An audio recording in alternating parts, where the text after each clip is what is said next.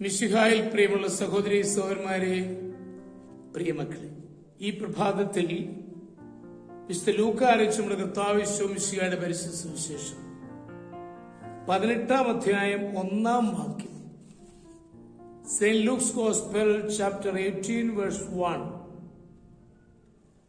ഭഗ്നാശരാകാതെ എപ്പോഴും പ്രാർത്ഥിക്കണം എന്ന് കാണിക്കുവാൻ ഈശോ അവരോട് ഒരു ഉപമ പറഞ്ഞു. മകൻ അപ്പനോട് ആവശ്യങ്ങൾ പറഞ്ഞ് നിർബന്ധിക്കുന്നത് പോലെ ദൈവത്തോട് നിർബന്ധമായും പ്രാർത്ഥിക്കണമെന്ന് ഈശോ ഉപദേശിക്കുകയാണ്. ദൈവത്തെ ഭയവും മനുഷ്യനെ ശങ്കയുമില്ലാത്ത ന്യായാധിപനോട് വിധവ ആവർത്തിച്ചപേക്ഷിച്ചപ്പോൾ അയാൾ അവളുടെ അപേക്ഷ ശ്രദ്ധിച്ച് അനുകൂലമായി പ്രവർത്തിച്ചു. അതുപോലെ ക്രിസ്ത്യാനി അടുത്തു പോകാതെ ആവർത്തിച്ച് പ്രാർത്ഥിക്കണം. മഴയ്ക്കായി ഏലിയാവ് കർമ്മേൽ പർവ്വതത്തിലിരുന്ന് പ്രാർത്ഥിച്ചു. ആദ്യത്തെ പ്രാർത്ഥന കഴിഞ്ഞ് കടലിലേക്ക് നോക്കി കാർമേഘമില്ലായിരുന്നു. 6 പ്രാവശ്യം പ്രാർത്ഥിച്ചിട്ടും മഴയുണ്ടായില്ല. 7-ാം പ്രാവശ്യം പ്രാർത്ഥിച്ചപ്പോൾ കാർമേഘം പൊങ്ങി മഴയുണ്ടായി. ആവർത്തിച്ചു മടുത്തു പോകാതെ പ്രാർത്ഥിച്ചപ്പോൾ മറുപടി ലഭിച്ചു. പ്രാർത്ഥന കേട്ട് മറുപടി തരുന്ന ദൈവത്തെയാണ് ബൈബിളിൽ നാം കാണുന്നത്.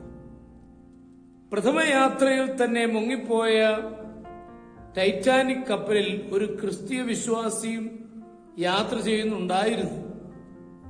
കപ്പൽ യാത്രയായ ശേഷം വീട്ടിൽ താമസിച്ചിരുന്ന സ്ത്രീക്ക് ഒരു ദിവസം സന്ധ്യയായപ്പോൾ ഭർത്താവിന് വേണ്ടി പ്രാർത്ഥിക്കണമെന്ന ഉൾപ്രേരണ അനുഭവപ്പെട്ടു. രാവിലെ 4 മണിയായപ്പോഴാണ് അവൾ പ്രാർത്ഥന അവസാനിപ്പിച്ച് കിടന്നുറങ്ങിയത്.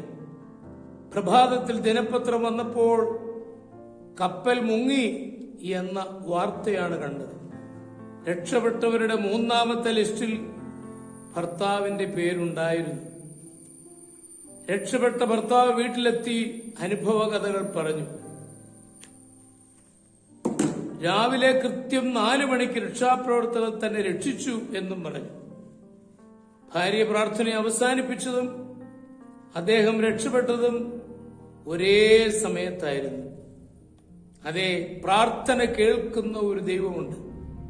ചിലപ്പോൾ നാം ആഗ്രഹിക്കുന്ന വിധത്തിലും വേഗത്തിലും ആയിരിക്കുകയില്ല മറുപടി കിട്ടുന്നത്.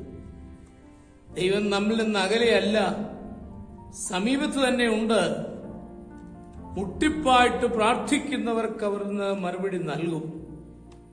പ്രാർത്ഥനയ്ക്ക് മറുപടി ലഭിക്കുന്നത് പഴയ കഥയല്ല, ഇപ്പോഴത്തെ നമ്മുടെ ഓരോരുത്തരുടെയും അനുഭവമാണ്.